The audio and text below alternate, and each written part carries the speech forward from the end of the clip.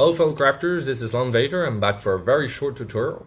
I'm going to show you guys how I make how I made these, because I made a bunch of them yesterday, and some of you guys were interested to see how I did them. So I've already seen many tutorials, similar tutorials to do these.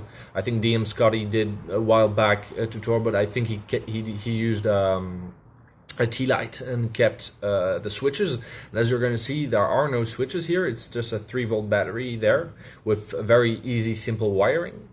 So full disclaimer, I'm going to use a soldering iron, soldering station to make the wiring. It's going to be way easier. You could probably do it only with some very strong glue if you're very precise, but honestly, I think it's way better to use a soldering iron. So if you have one, use it. If you don't, consider buying. It's pretty cheap, I think, the soldering station. It's not that expensive, at least. Or if you know someone having one, use it, because it's going to be way more secure. You don't want to build a piece, even if it's really easy. You don't want to build a piece that then the wiring won't work and the piece basically doesn't work. The interesting part of these is that it's actually light. You can actually see them pretty well in darkness, so it gives a better ambience to your game table. So yeah, I know some crafters already did some. I'm sure I saw Hankering Furine from Moonhammer did it, but I think it was a while back. In any case, you guys were interested, so I'm going to show you how to do this. It's going to be really easy. Let's go. Okay, so first of all, what you guys need is some LED diodes. So I bought those ones online on Amazon.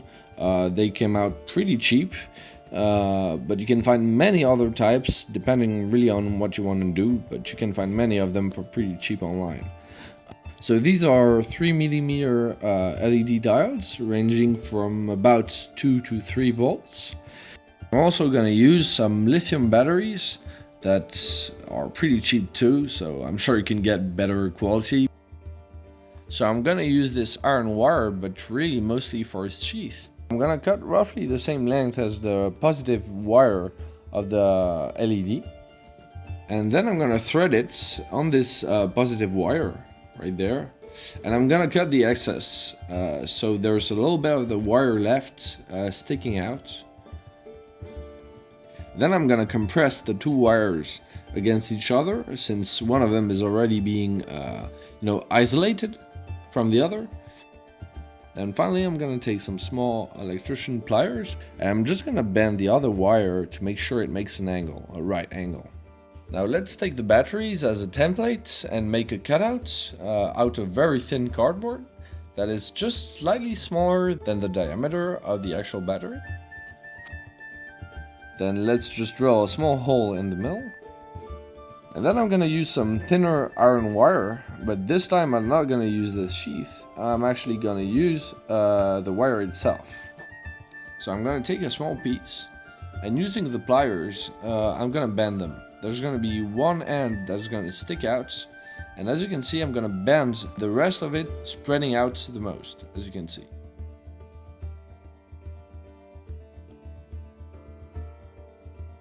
And I'm gonna stick it inside of the small hole I drilled previously. And then I'm gonna thread it with the tube, so it's gonna be in contact with the positive wire that is inside the sheath. So as you can see, I'm adding a little bit of glue. So there you go, using the soldering iron station. So I'm gonna use this lead wire. And I'm gonna use one of these small wires of iron, and I'm gonna make it connect to the other wire.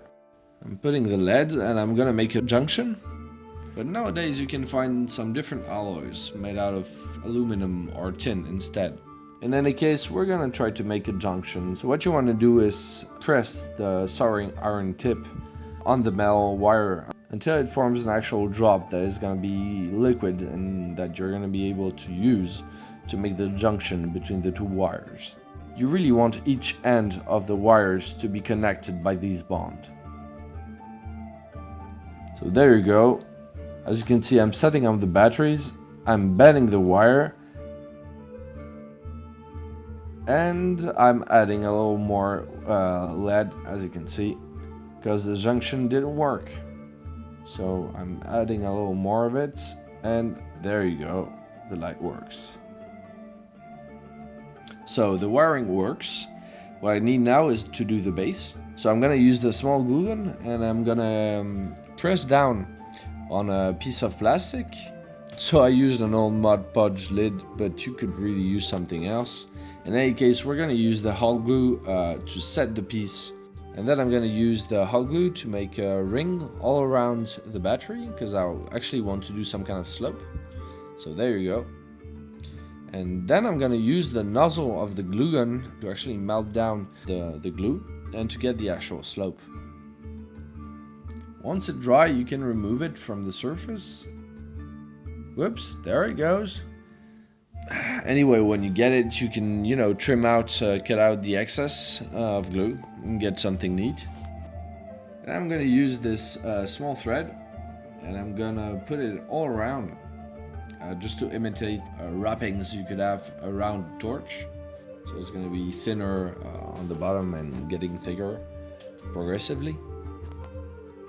And then I'm gonna wrap it around the flame, around the LED, to give this sort of entwinement. It gives the effect that it's actually a matter that is being burned down, so you've got some dark spots and you've got some light spots in between.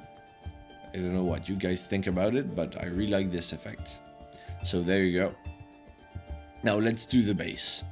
So I'm gonna put a little bit of Mod Podge on the base. So there you go, putting some Mod Podge everywhere. So I'm gonna add some gravels on the base, some thinner sand. You can add more Mod Podge if you missed some spots. So just add some and put the sand and the pebbles on it. There you go. Then I'm gonna mix some dark umber with the rest of the Mod Podge. Gonna make a mix, and this is gonna be used as my base coat. So it's gonna harden the craft. I'm gonna use it on the stick as well, and on all the base. I'm gonna be able to remove the batteries from now on. There you go. So you can see the inside of the lid. There you go. I'm gonna use some Monster Brown just to make some highlights, because I want these stones to pop out. As you can see, I've added some bigger stones there. And I'm also gonna add some color on the thread. Then I'm gonna use two types of grays on the stones to make a little bit of variations, medium gray and a light gray. There you go. So just paint up the stones that are, really sticking out. And finally, I'm gonna use some ivory, just for a very slight dry brush, just to make them pop out a little bit. Then let's use some dark brown, some oak brown for the actual stick. There you go. And I'm gonna use a little bit of this light color, this Monster Brown too, for the thread.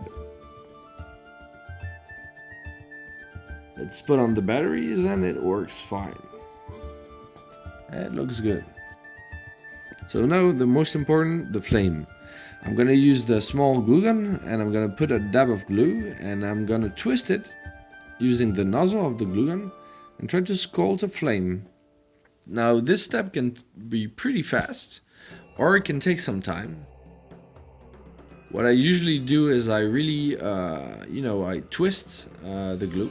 So I turn around, it'll give a nice twist to the flame and give a nice effect.